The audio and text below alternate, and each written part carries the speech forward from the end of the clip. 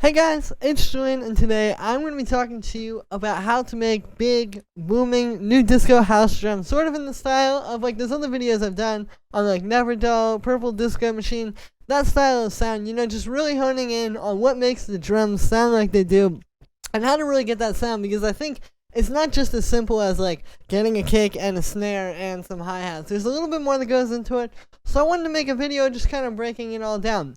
As usual, you can get the full project file, samples, MIDI, the whole sample pack, and template from this video. It's available right at the top of the description for just $5 on my Bandcamp.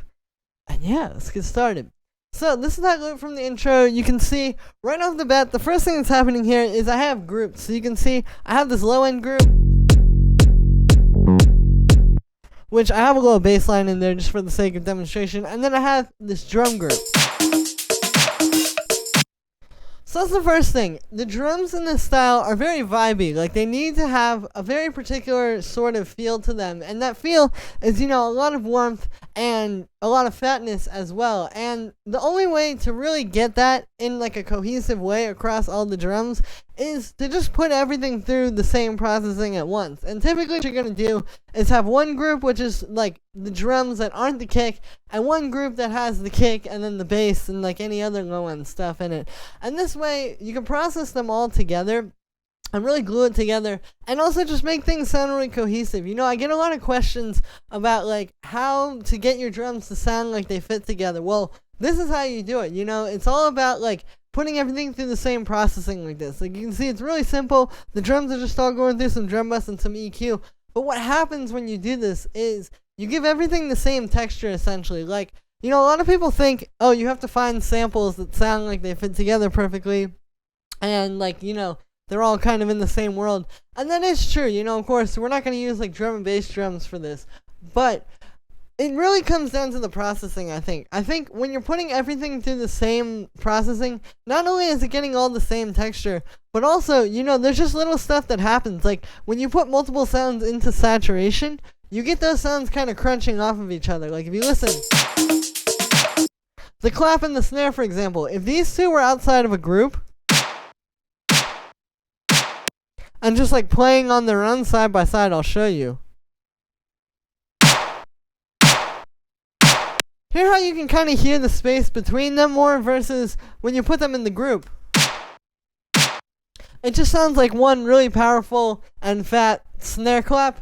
That's what's happening. It's because the saturation is going to react based on how much signal it's getting put into it, essentially. So if you're putting all of these drums in here, you're going to get this nice crunch to everything, and it's really going to make it like glued together like this. So that's the first thing. Like, the group processing really can't be overstated. I do it in a lot of videos, I know, but it's really the best way to get this to work together. I really recommend it.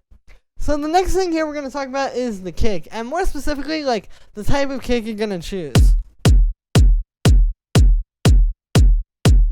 So you can hear I have this kick here, and if we look at this on a spectrum, I'll show you. So it's a very fat and punchy kick, it really like hits properly. But if you look at the spectrum here, see how most of that punch is really happening like around here?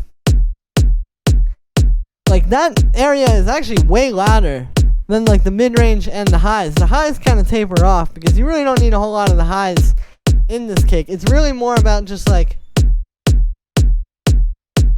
this big boomy low end. So that's something you want to look for when you're trying to choose a kick for this style. Is like, you want to aim a lot more for like something that's just super fat and punchy in the low end and has that attack to it. It still has like the punch and the hit, but it's happening mostly in the low end. It's happening a lot more in those low end and low mid-range frequencies than it is in the mid-range and the high end, versus like, you wouldn't want to find a kick like this one. Like, you hear how that kick has a lot of punch as well, but it's more so leaning toward the high end. That's not what you want. You want this big punchy kick, and it doesn't mean like a super boomy like 808 kick or anything like that. It's just like a fat, hard-hitting kick, but that hard-hittingness is coming from the low end, not necessarily as much from the highs, and then still, just having a little bit of high end like this has there.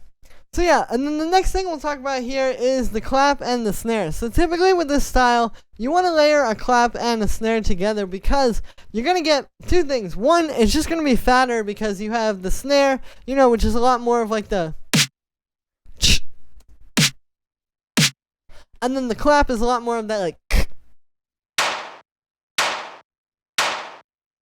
And so just by virtue of the fact that you're putting these two together, it's just going to sound a lot fatter.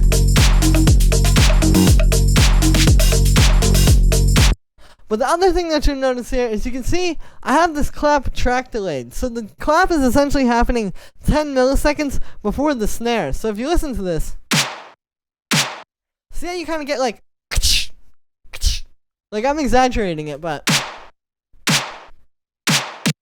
that's what's happening. And as a result, it kind of creates like a lot more depth in the snare, because if you just have like just the snare and it's just hitting with the kick,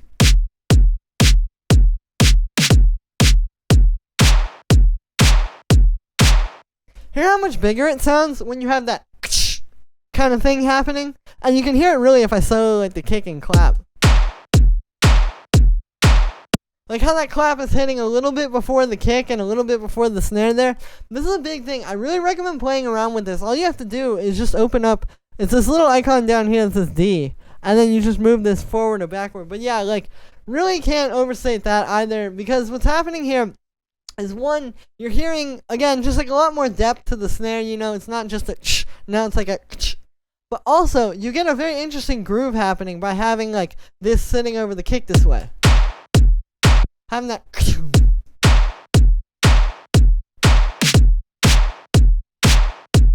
it really helps the snare to stand out because the snare is not just fighting with the kick anymore. You're still getting that right on the beat. But because there's a little bit more there in the clap,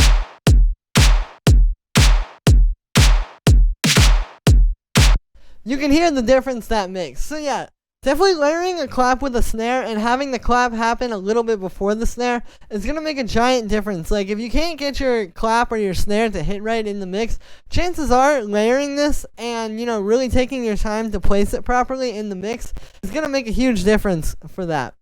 The next thing I'll talk about here is the amount of percussion that you're going to use. If you look in here, we have basically two drum racks here. We have this one, which just has like these little percussion sounds, which as you can hear, those are playing their own little groove. Like I'll just play those. That's doing something. But then we also have these bongos playing their own little groove. And on their own, they sound alright. Like, this is a great groove for sure. And just like this is. But notice what happens when I play both of them together.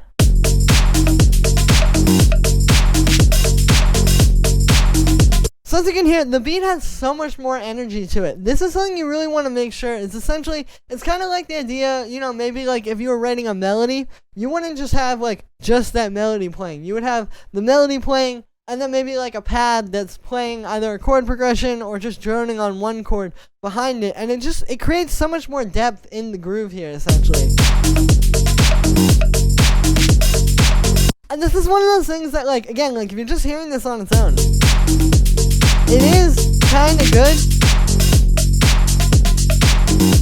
but if you put this up against reference tracks from those artists I mentioned before, and just like really anything, like any kind of track in this style, you're gonna see what I'm talking about. Like, it's just not gonna quite sound as professional and as full unless you have those things. And then the key is just finding things that are gonna fit well together. This works, even though it is extremely busy, more busy than I would normally say to make a track. It works because these are such different sounds, These sounds don't really have any overlap whatsoever with the bongos. And the bongos are very clearly in their own world as well, so when you're hearing it all together, it doesn't clash. Now, if we went and replaced these with like some bongos or maybe like some timbales, like something like that kind of has a bongo-esque feel to it, that is when, it's going to start clashing and it's going to be too much. But it's about choosing sounds that are going to complement each other to make the beat nice and busy and full. And just kind of like, making rhythms that are going to fit together nicely. Like just those two together is a nice groove. And then on that tip, the last tip that I will give you guys is with the hi-hats. And it's very similar because if you notice, we have quite a few layers of hi-hats here as well. Like if you look at this, basically what's happening, I'll bring this one down so you can see it. Basically what's happening is we have like our main hi-hat, which that's a big thing with the style. Typically, this hi-hat, like in say like a deep house track or something, would just be on the upbeats. And this style, you're usually gonna have more of like a like eighth note thing. But then on top of that, we have this. So it's a pretty standard sort of house groove. But then if you look, there's even more happening underneath the surface because we have this hi-hat doing that. And then we have this one to give it a little bit of like an accent at the end of the bar.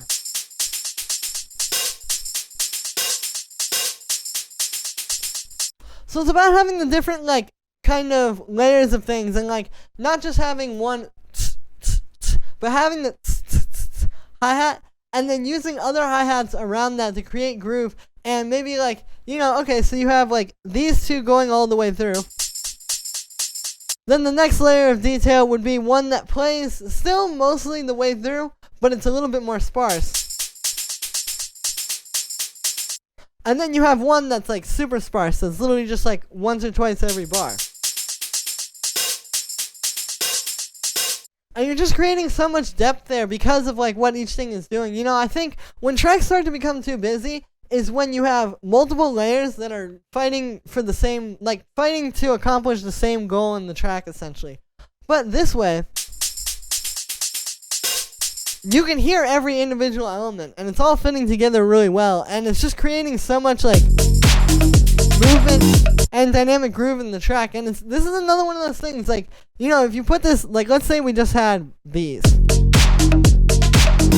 theory that sounds good, but I guarantee you if you put that up against a reference track, it's just not going to hold up. It's going to feel a little bit too weak and as a result your tracks just aren't going to be as professional and as exciting to listen to. But with all of these, it all comes together to tell one story essentially. And yeah, so that is going to be it for this one, guys. Like I said, I just want to give you guys some tips on how to make this style of drums and give you a little template to work from as well, because I know it can be a lot. Like, it's not just a good clap and snare and a hi-hat. There's a lot that goes into it, but hopefully this video showed you some stuff to really make tracks like the pros. And yeah, so as always, make sure to like this video as well as subscribe, and let me know what you think of this video in the comments. Like I said in the beginning, you can get this template and sample pack and everything from this video right at the top of the description for just $5 on my Bandcamp, so you can get some great drums to work with and a great template to work with on your own, and it really helps to support me as well. And yeah, thank you so much everybody, and I will see you tomorrow with another video.